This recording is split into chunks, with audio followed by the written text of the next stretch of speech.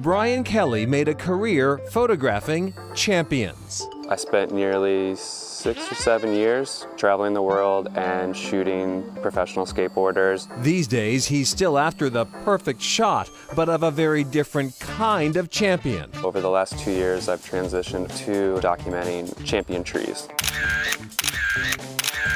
A champion tree is the largest of its species, as measured by a standardized point system and confirmed by American Forest, which registers champion trees.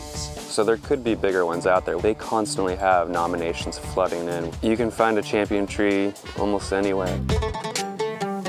Including Martha's Vineyard, where this 182-year-old pagoda tree enjoys champion status. You see one massive tree and people are like, that's a big tree. And you're like, yeah, imagine when like a forest used to look like that. Bob Leverett and the members of the Native Tree Society don't have to imagine. They regularly visit Mohawk Trail State Forest. There, they meticulously track and measure some of the tallest trees in the state. We have measured, confirmed with great accuracy, 146 white pines over 150 feet in height, and with at least a couple going over 170 feet. Getting to that height takes time. One old-growth tree here is more than 500 years old, while these tall pines are closer to 150. What's got Leverett and his team excited today is the fact that these trees are still growing. That makes it 157.7. Ooh! It has grown. I had it at about 156 and a half. That's good news. Growth means the tree is still sequestering or holding carbon while releasing the oxygen we breathe. So when we talk about carbon sequestration, we're really talking about the product of photosynthesis. As long as the tree is alive and photosynthesizing, it's sequestering carbon. Even if the tree is dead, as long as it's still there, that carbon that it contains is still sequestered in that wood. This is important because carbon is a major factor in global warming. The New York Times cites new forest as a major weapon against climate change. But Leverett believes that protecting these tall, old-growth trees is just as important. These trees continue to grow rapidly. They are doing some of their best growing between the ages of 50 and 150 years. Despite the science, a visually shrinking ice cap, and international calls for action on climate change, some say they just don't see it.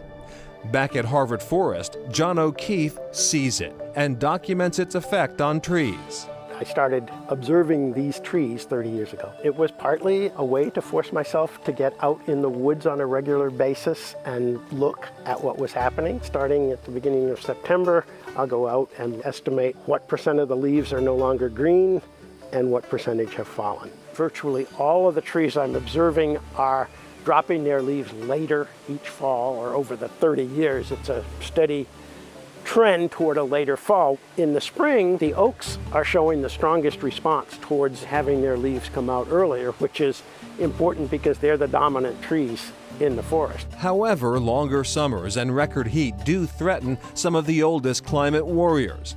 Champion trees like the Bennett juniper, which Brian Kelly hopes to document before it's too late. It's constantly being threatened by forest fires. I'd like to try to spend the next year potentially focusing on trees that are threatened by climate change.